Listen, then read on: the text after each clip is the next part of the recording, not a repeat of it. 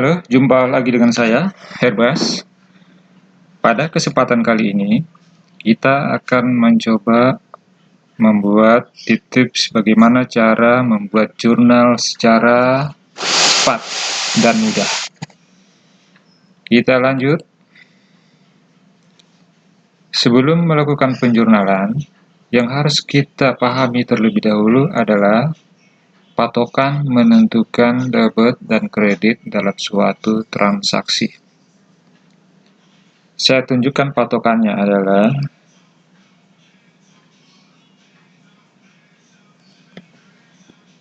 untuk pos-pos, aktiva, dan beban. Apabila bertambah, maka dia akan didebet.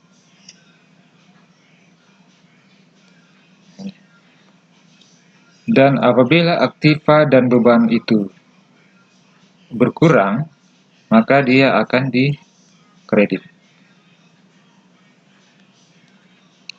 Selanjutnya, untuk hutang, modal, dan pendapatan, apabila dia bertambah, maka dia akan dikredit.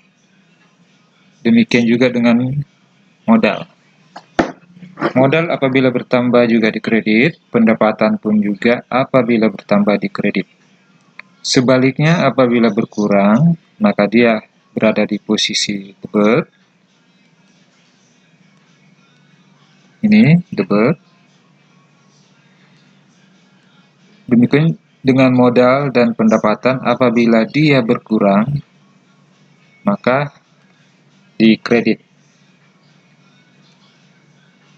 Aktiva dan beban, jika bertambah di debit, jika berkurang di kredit. Oke, itu harus kita pahami. Hutang, modal, dan pendapatan, jika dia bertambah di kredit, dan jika dia berkurang di debit. Oke.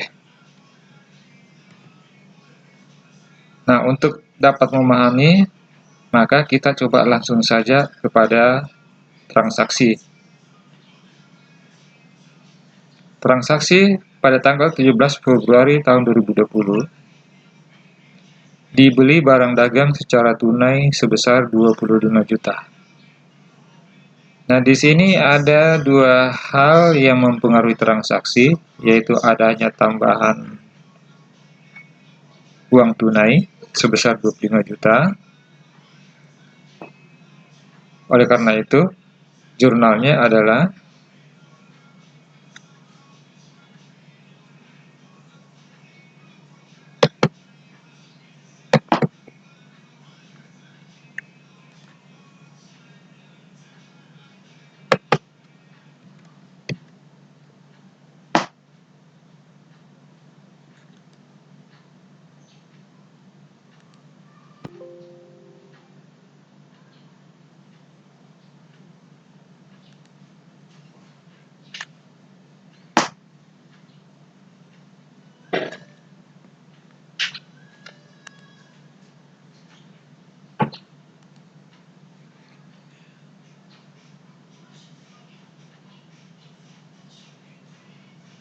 pembelian 25 juta dan kas 25 juta. Transaksi berikutnya. Ongkos angkut pembelian barang dagang. Ongkos atau biaya karena dia bertambah.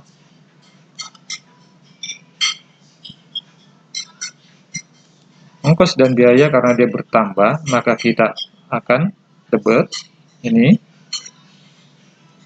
Sedangkan kas, karena dia berkurang, uang kita keluar, makanya dia dikredit. Transaksi selanjutnya. Pembelian dengan syarat 2/10 N/30 dengan nomor faktur 1801.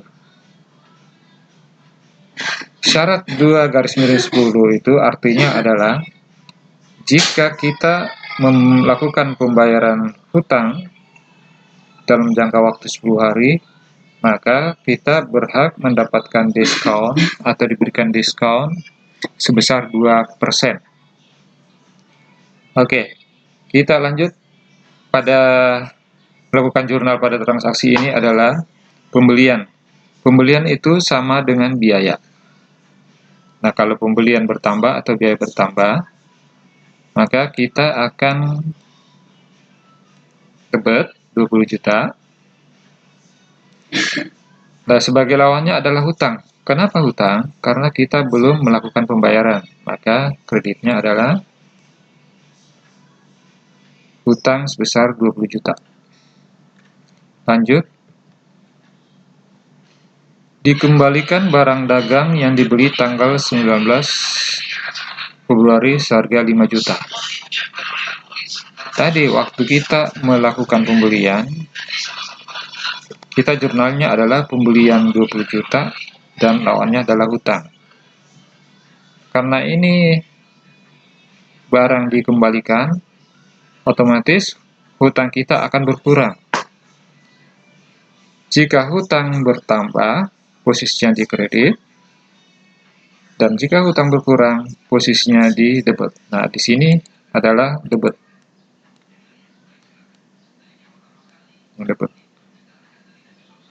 Sebagai lawannya adalah retur pembelian sebesar 5 juta. Dia adalah di kredit.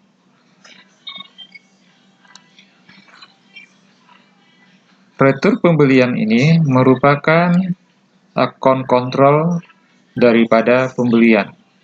Artinya, pos pembelian akan selalu disandingkan dengan retur pembelian. Sifat retur pembelian adalah mengurangi jumlah pembelian. Jadi kalau kita sudah melakukan pembelian sebesar 25 juta, maka retur pembelian ini berfungsi sebagai pengurang 5 juta. Sehingga pembelian bersihnya akan menjadi 20 juta. Kita lanjut. Dikembalikan barang dagang yang dibeli tanggal 17 Februari sebesar 2.500.000.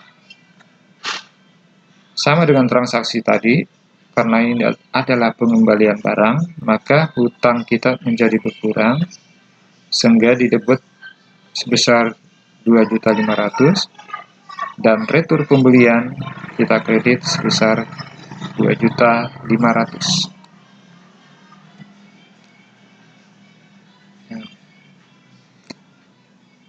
Pada tanggal 19 Februari tadi, kita sudah melakukan pembelian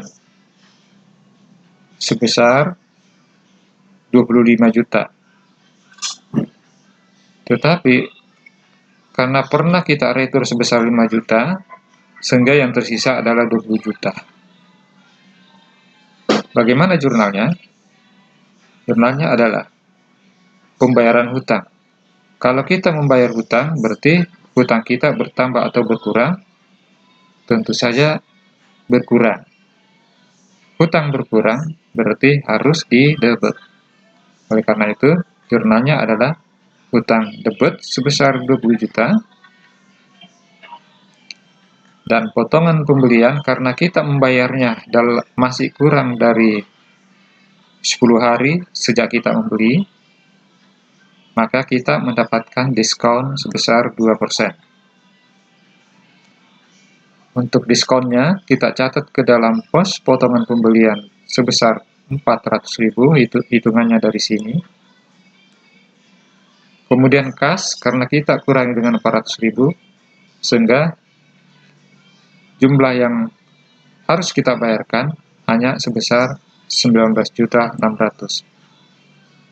Sehingga selengkapnya, jurnalnya adalah hutang usaha debit 20 juta, potongan pembelian kredit sebesar 400.000, dan kas kita kurang sebesar 19.600.000. Berikutnya, terjadi penjualan barang dagang seharga 7 juta dengan syarat 210 N30 kepada toko sekawan dengan faktur nomor 305. Kalau kita menjual secara kredit tentunya, di sini menjual secara kredit, Kenapa? Karena ada tanda 2 garis miring 10 N30. Jurnalnya bagaimana? Piutang usaha. Kita jurnal dengan debit 7 juta rupiah dan penjualan kita kredit sebesar 7 juta rupiah. Kalau nanti piutang ini kita terima pembayarannya dalam jangka waktu 10 hari, maka kita akan memberikan diskon kepada si pembeli sebesar 2%. Kita lanjut pada transaksi berikutnya. Tanggal 3 Maret tahun 2020, ada pembelian barang dagang secara tunai seharga 3 juta. Maka jurnalnya adalah, perlu diingat bahwa apabila transaksi tersebut berkaitan dengan barang dagang, khususnya pembelian, maka di jurnalnya ke dalam pembelian. Dengan mendebit pembelian dan mengkredit kas, karena ini adalah pembelian secara tunai. Pembelian adalah pos yang sejenis dengan biaya. Oleh karena pembeliannya itu bertambah atau biayanya bertambah, maka kita harus mendebit sebesar 3 juta. Sebagai lawannya adalah kas. Kas itu merupakan aktiva.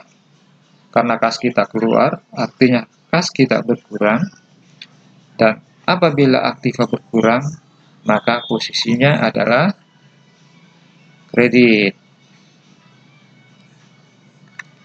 Selanjutnya, pada tanggal 7 Maret tahun 2020, diterima pelunasan atas penjualan barang dagangan tanggal 2 Maret. Nah, di sini ada penerimaan pelunasan dari tanggal 2 ke tanggal 7 ini. Tanggal 2 ke tanggal 7 ini itu tidak mencapai 10 hari, sehingga kita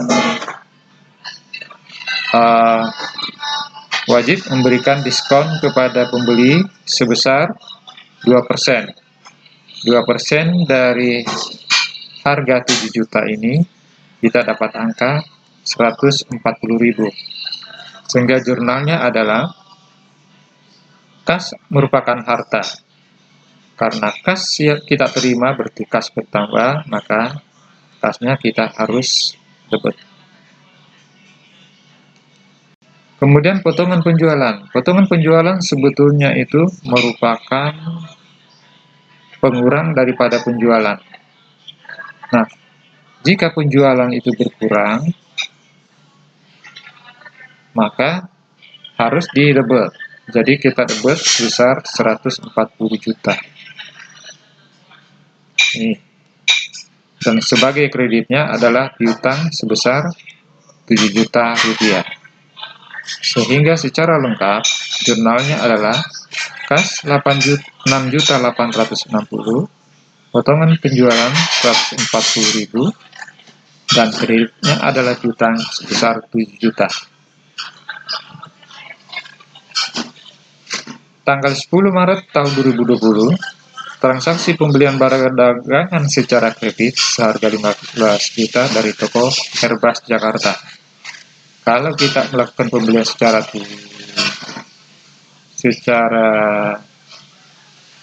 kredit, maka jurnalnya adalah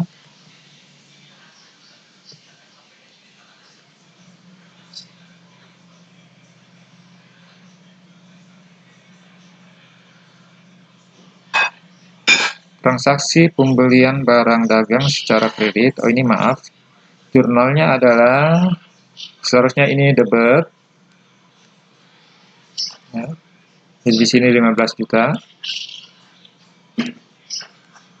15 juta.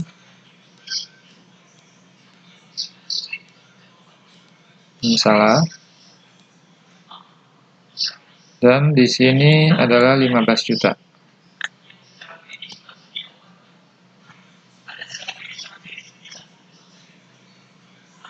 $15 juta ya. salah.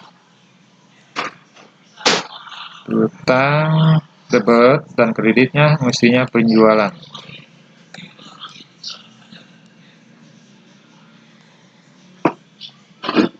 Oke, selanjutnya dijual secara tunai barang dagang. Jika terjadi penjualan secara tunai berarti ada penambahan kas. Kas merupakan aktiva sehingga kalau kas bertambah kita debit. Sementara lawannya adalah penjualan. Penjualan bertambah juga. Bertambah berarti kita harus kredit.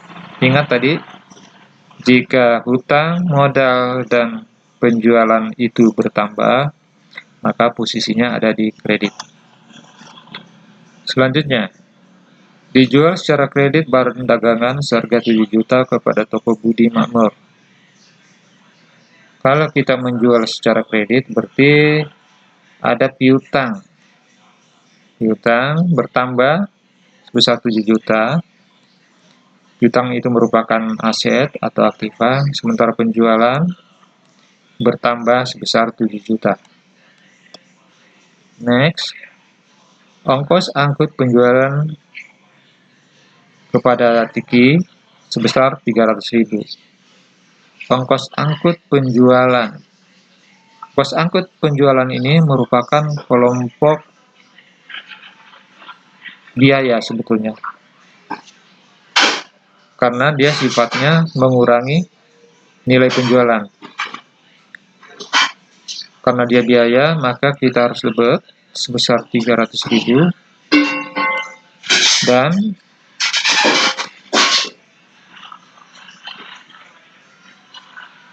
hutang usaha muncul sebesar Rp300.000. Kenapa hutang usaha? Karena ini berkaitan dengan pembelian secara kredit. Maka pembayaran ongkos angkut itu merupakan hutang karena kita belum bayar kepada CV Tiki.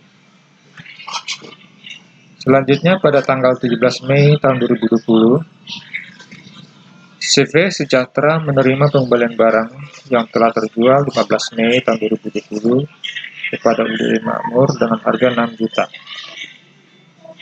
Berarti karena penjualan kita berkurang, maka penjualan berkurang berarti harus ada di sebelah debit. Hanya di sini kita menggunakan kata retur penjualan karena merupakan pengembalian barang. Kemudian sebagai lawannya adalah piutang usaha sebesar 6 juta rupiah. Ongkos angkut penjualan. Ongkos angkut penjualan merupakan biaya. Maka karena dia adalah biaya bertambah, berarti kita harus debit. Sementara kas karena keluar, kas itu merupakan kelompok aktiva, dia keluar berarti posisinya di kredit.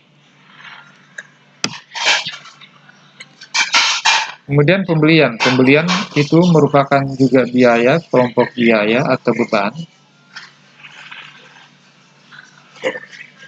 Nilainya adalah 20 unit pembelian itu dengan harga per unitnya Rp6.000, maka totalnya adalah 6 dikali 2 adalah 120 juta.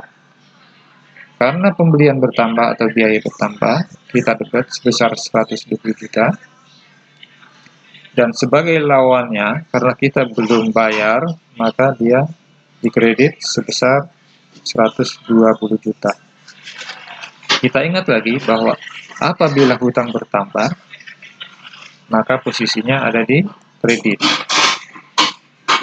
Nanti, pembelian ini, jika kita bayar dalam jangka waktu 10 hari, maka kita akan mendapatkan diskon sebesar 2%. Kita lanjut. Nah, dilunasi pembayaran utang faktur nomor 508. Berarti yang ini dan tadi kita beli seharga 120 juta. Kita bayar pada tanggal 27 Juli. Dari tanggal 20 ke tanggal 27 belum melampaui 10 hari, sehingga kita berhak mendapatkan diskon 2% dari 120 juta, sehingga kita dapat diskon sebesar 2.400.000. Lumayan buat mengurangi hutang kita. Jurnalnya adalah, karena hutang kita sudah bayar, maka hutang kita berarti berkurang. Jika hutang berkurang, ingat tadi, berarti harus di-debit. Jika kas berkurang, kas kan adalah harta, maka kas harus kita kredit. Dan karena kita membayar masih dalam jangka waktu 10 hari, kita pun berhak mendapat potongan pembelian sebesar 2.400.000 yang dihitung dari 2% dari 120 juta. Didapatkanlah potongan harga sebesar 2.400.000 potongan pembelian. Pembelian itu adalah kelompok biaya. Jika dia berkurang, ini kan potongan pembelian, berarti nanti sifatnya mengurangi pembelian. Jika pembelian berkurang, maka posisinya ada di sebelah kredit. Nah, itulah mengenai teknik-teknik bagaimana cara menjurnal dengan tepat. Mudah-mudahan bermanfaat bagi kita semua, khususnya bagi rekan-rekan yang baru mencoba mempelajari mengenai dasar-dasar penjurnalan di dalam accounting. Agar kami dapat men-sharing kepada Anda tentang video-video berikutnya yang berkaitan dengan accounting, silakan sharing video ini, beserta jangan lupa subscribe ya teman-teman, agar teman-teman semua tidak ketinggalan informasi mengenai dasar-dasar akuntansi dari saya. Demikian, wabillahi taufik wal hidayah. Wassalamualaikum warahmatullahi wabarakatuh.